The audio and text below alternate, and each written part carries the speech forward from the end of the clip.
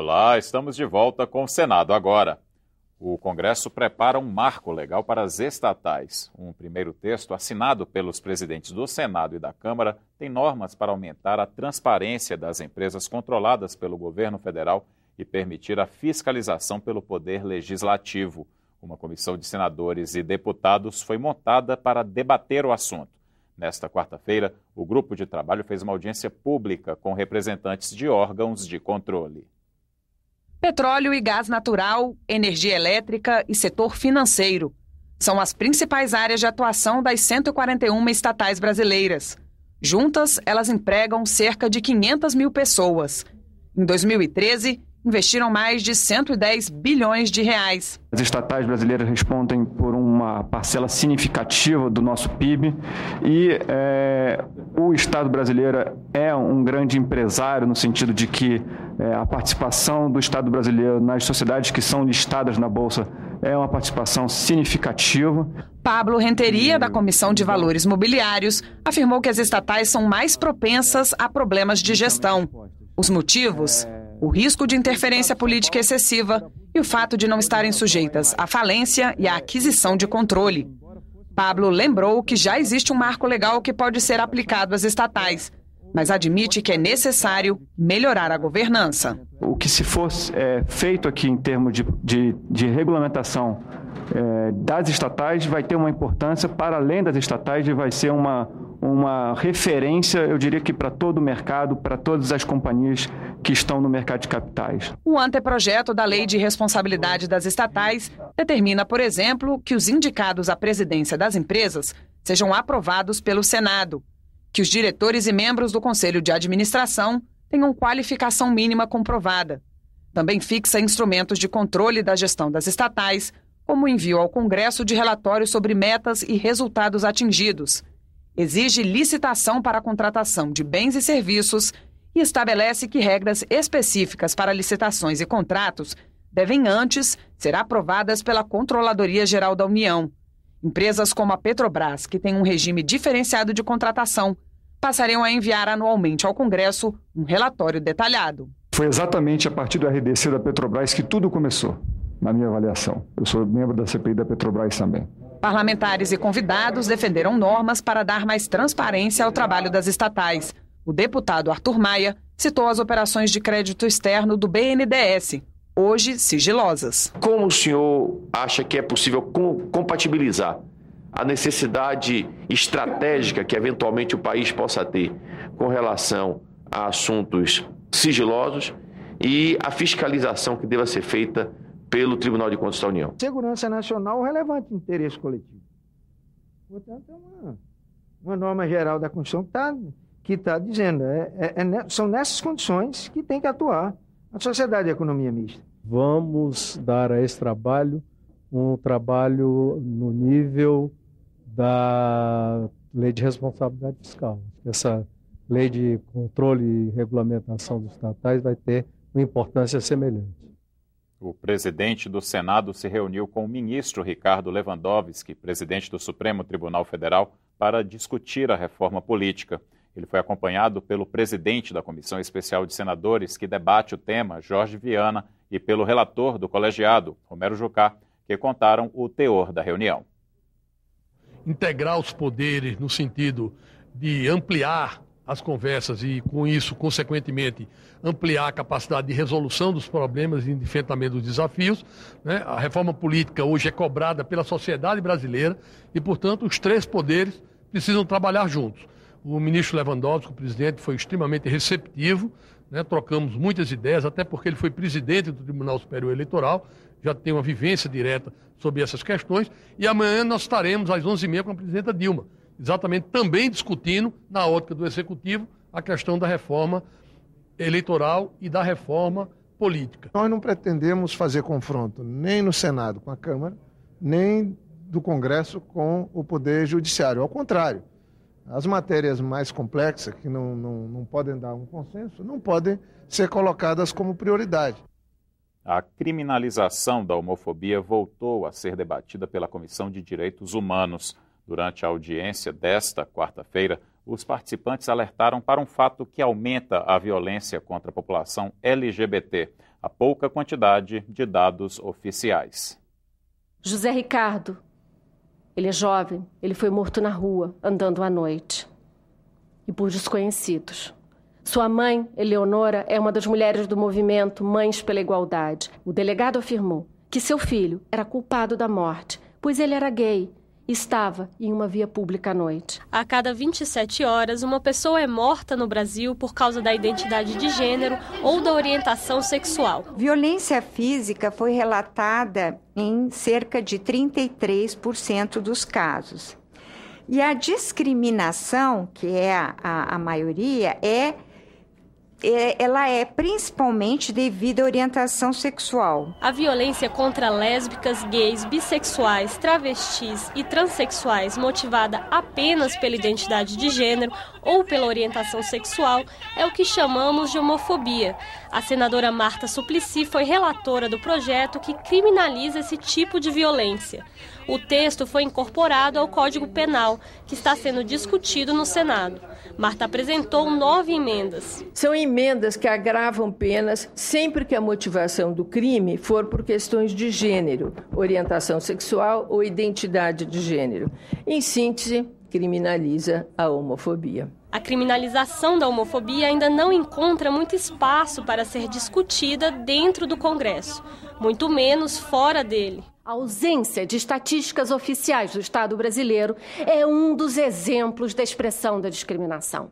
Conhecer é uma das formas de reconhecer que temos um problema no campo dos direitos humanos. O Estado brasileiro não produz dados oficiais sobre homofobia e suas variações discriminatórias pelo gênero ou pela sexualidade. Sabemos que homofobia mata, mas temos dificuldade em provar. A falta de dados não é o único obstáculo para tentar superar a violência contra a população LGBT. São coisas que elas precisam ser discutidas, e o lugar de discutir é na escola. Então, esse ataque que está sendo feito é muito inteligente, o ataque na escola, porque é a escola que pode fazer mudar os valores. A Secretaria de Direitos Humanos da Presidência da República trabalha para mudar o cenário. Desde 2011, o Disque 100 recebe denúncias de homofobia. Já foram contabilizados 7.548 denúncias, com 8.169 vítimas. O perfil dos ataques são de discriminação, violência psicológica e violência física. Só neste ano foram mais de 350 ligações para registrar agressões contra a população LGBT. Isto significa que, em média, são registradas 3 denúncias de violência por dia. 85% são vitimizadas nas suas próprias casas, seja com violência psicológica, seja com violência física. E isso é alguma coisa que nem todos sabem, que a própria família acaba cometendo essa violência. Ninguém pode viver a sua humanidade se não tem o direito de ser, de exercer a sua sexualidade ou a sua afetividade, o seu amor pelo outro, porque nós somos seres humanos faltantes e somos seres humanos, portanto, querentes. A comissão mista que analisa a medida provisória 671, a MP do futebol, se reuniu nesta quarta-feira. A ideia era votar o relatório do deputado Otávio Leite, mas a votação foi adiada mais uma vez. Senadores e deputados já estavam na comissão, prontos para votar a matéria. Mas começou a ordem do dia na Câmara e a decisão sobre a MP 671 foi adiada pela 5ª vez. O jogador Gilberto Silva, que representa os atletas do Bom Senso Futebol Clube, estava lá e reclamou. Decepcionante, frustrante, triste, porque hoje eu estou aqui, cara, hoje como um atleta representando o Bom Senso e milhares de atletas aí pelo Brasil. Há 2 anos nós estamos vindo aqui a Brasília, falando sobre as propostas do Bom Senso, a nossa vontade e desejo de mudanças para melhorar o nosso futebol. A MP do futebol refinancia as dívidas fiscais e trabalhistas dos clubes. O texto aumenta o prazo para que os times paguem suas dívidas, mas cria uma lei de responsabilidade. Para ter direito ao benefício, as equipes precisam publicar prestação de contas na internet, garantir a participação dos atletas na definição dos campeonatos, dar autonomia aos conselhos fiscais e limitar a 4 anos os mandatos dos cartolas. Acaba esta era de presidentes por 20 anos, por 30 anos. Enfim, aqui o que está no artigo 5º é um mecanismo nunca visto na história do futebol brasileiro e adequado, sim, para o momento em que o futebol e a transparência que é exigida sobre a CBF exige no momento atual. As entidades que organizam as competições podem ser punidas se não cumprirem as exigências, mas o texto não agrada a todos. De um lado, o senador Romário, ex-jogador da seleção. Ele criticou o fato de o relatório não responsabilizar expressamente a Confederação Brasileira de Futebol. Tem a entidade maior, que é a CBF. Não acontece nada com ele, com ela. Infelizmente, deixa de ser interessante e importante para mim. Eu tenho certeza que, inclusive, que serei voto vencido. Mas esse é um projeto que, na minha opinião, não terá muita relevância. De outro lado, o deputado Vicente Cândido, dirigente da CBF. Ele apresentou destaques para mudar o texto. Você tem uma prestação de conta exagerada, né? Tem a exigência do déficit zero a partir de 2022. Eu não conheço nenhuma entidade no Brasil, empresa hoje, que você trabalha com déficit zero ou com saldo em caixa. Então pode ser uma norma que você não consiga cumprir. Então nós estamos trabalhando essas questões, assim, de você não ter o exagero e não ter uma lei que você foge do princípio do razoável e depois ela vai ser descumprida, como é muitos artigos hoje do Estatuto do Torcedor. Depois de passar pela comissão mista, a medida provisória ainda precisa ser votada nos plenários da Câmara e do Senado. Mas o prazo está acabando. A MP 671 perde a validade no dia 8 de julho. O relatório da MP 671 será votado nesta quinta-feira, às 9 da manhã. A Comissão de Constituição e Justiça sabatinou indicados para o Conselho Nacional de Justiça na reunião desta quarta-feira. A Comissão de Constituição, Justiça e Cidadania sabatinou 2 candidatos a membros do Conselho Nacional de Justiça. O consultor legislativo Fabiano Augusto Martins Silveira, indicado pelos líderes partidários do Senado Federal, já era membro do CNJ e sua recondução foi aprovada por ampla maioria de votos. O juiz federal Fernando César Batista de Matos, escolhido pelo Superior Tribunal de Justiça, também foi aprovado por 22 votos a 1. Com o aval da CCJ, as 2 indicações seguem agora para o plenário do Senado. O plenário do Senado aprovou na sessão desta quarta-feira o projeto de resolução do senador Cássio Cunha Lima, do PSDB, que unifica os procedimentos das sabatinas de indicados a autoridades nas comissões da Casa. A matéria ainda será promulgada em sessão do Congresso, com data a ser definida. Uma nova comitiva de senadores embarcou nesta quarta-feira para a Venezuela. Durante esta quinta-feira, os senadores Roberto Requião, Lindbergh Farias, Vanessa Graziotin e Telmário Mota cumprem a agenda em Caracas, capital venezuelana. A repórter Glauciane Lara acompanha a comitiva. Na quinta, em Caracas, eles se encontram com grupos da oposição e do governo de Nicolás Maduro, com representantes do Ministério Público e visitam a Assembleia Nacional, onde se encontram com o presidente da Assembleia e com a ministra de Relações Exteriores. O retorno a Brasília está previsto para as 5 horas da tarde, horário de Caracas, que tem um fuso horário de 1h30 a menos em relação a Brasília. Também nesta quinta-feira, a Comissão de Relações Exteriores vota o projeto que estabelece novas regras para os estrangeiros. A lei da migração tem foco humanitário. Censura, perseguição política, ausência de direitos constitucionais. Marcas do período em que os militares ocuparam o poder no Brasil. Foi nessa época em que nasceu o Estatuto do Estrangeiro. O atual Estatuto dos Estrangeiros é uma lei de 1980, um período muito fechado da nossa história. Uma lei baseada em doutrinas como a doutrina de segurança nacional. Ou seja, o estrangeiro é visto mais como um intruso que tem deveres e tem imposições do que efetivamente um partícipe da construção histórica, da construção social do país, como é de fato a verdadeira história do Brasil, que é construída, forjada em migração. O Senado tem agora em mãos uma proposta com foco na acolhida humanitária.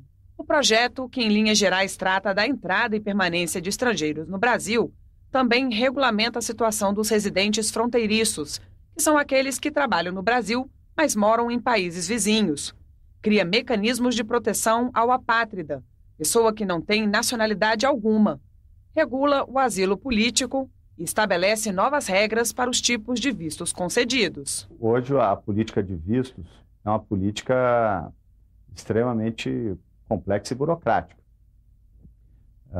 Um exemplo, o nosso visto de turista não inclui o visto de negócios, como boa parte dos países o fazem. Não há possibilidade, por exemplo, de eu vir ao Brasil e procurar um emprego, legalmente.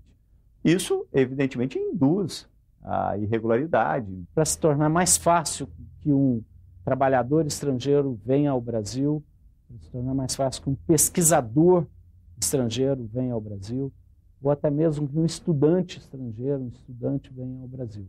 Uma das críticas ao projeto é de que, ao facilitar a vinda de estrangeiros, a mão de obra local sofreria com a disputa por vagas de trabalho, aumentando o desemprego. Nos últimos 5 anos, o número de imigrantes no Brasil cresceu de 1.413.000 para 1.870.000. É preciso termos uma solidariedade ao que vem, porque nós também, por vezes, requeremos a solidariedade no exterior. A aprovação do projeto pode ajudar o Brasil a enfrentar de forma mais estruturada situações como a dos haitianos. Primeiro, porque cria a figura do visto temporário por acolhida humanitária. Depois, porque ao tipificar o crime de tráfico internacional de pessoas para fins de migração, combate a ação dos chamados coiotes. As pessoas não procuram o nosso país simplesmente por um desejo ou por um capricho. Procuram porque querem e desejam ter acesso e direito à prosperidade, a emprego, a trabalho, a vida, a felicidade, enfim. A lei, portanto, ela trata de todas essas questões e ela foca, sobretudo, na preocupação do acolhimento. No dia 16 de maio de 2012, nasceu a Comissão da Verdade. O dever do grupo era investigar violações de direitos humanos durante a ditadura militar.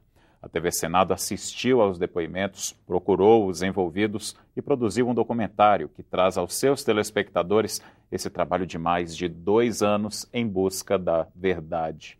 A obra vai ser lançada nesta quinta-feira, às 9h30 da manhã, em reunião da Comissão de Direitos Humanos do Senado. Era uma vez um país que decidiu conhecer melhor a própria história. Eu fiquei parada exatamente aqui e eles formaram um círculo, todos eles, eram vários, só homens. E aí, porrada comendo, jogando para um lado, jogando para o outro, e eu escutando o Luiz Carlos e o Thiago também sendo torturados. Aqui era a sala de tortura. Nessa sala eu fui torturada. Havia tortura? Eu digo que institucionalmente não. Eu fui pendurado um dia 2 horas da tarde e foram me tirar 8 horas da noite. Tá certo você impor sofrimento físico em alguém para que ele confesse o seu crime? Eu acho que tá certo. Porque esse cara não tem dignidade nenhuma. Meu pai com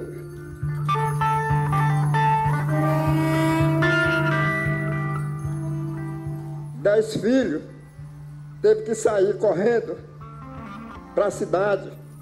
Atravessamos o rio para não ser metralhado. Minha irmã grávida de 8 meses, levando choque, inclusive na barriga. Isso não me conforma. Nunca aconteceu isso. É mentira. O Brasil merece a verdade.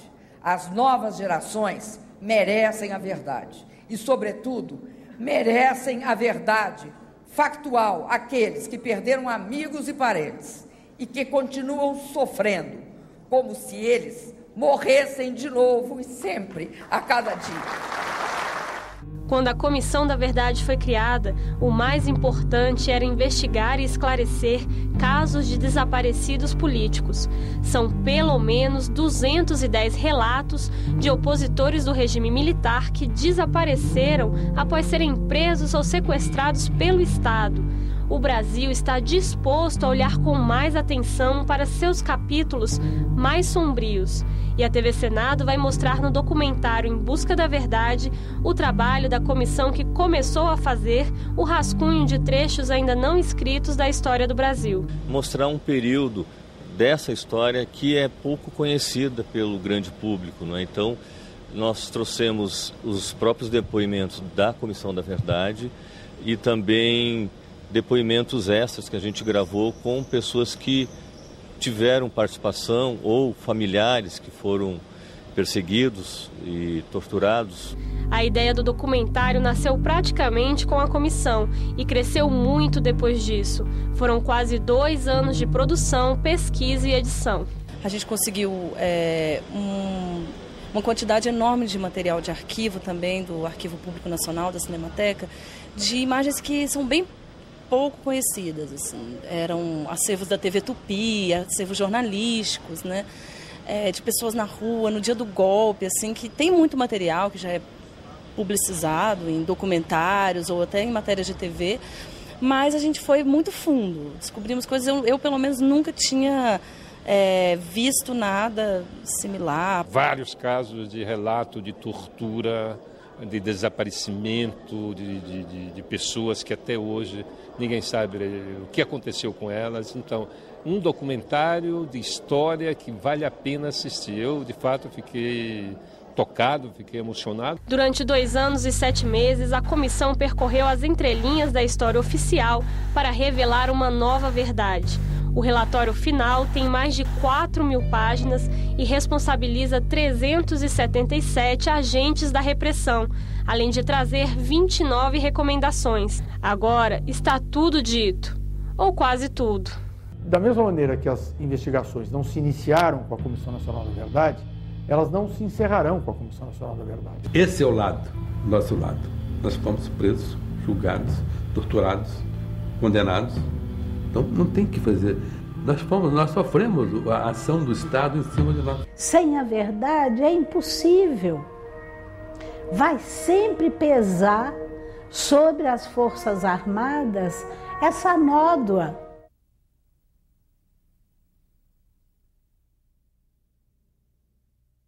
O documentário Em Busca da Verdade vai ser lançado nesta quinta-feira durante a reunião da Comissão de Direitos Humanos do Senado.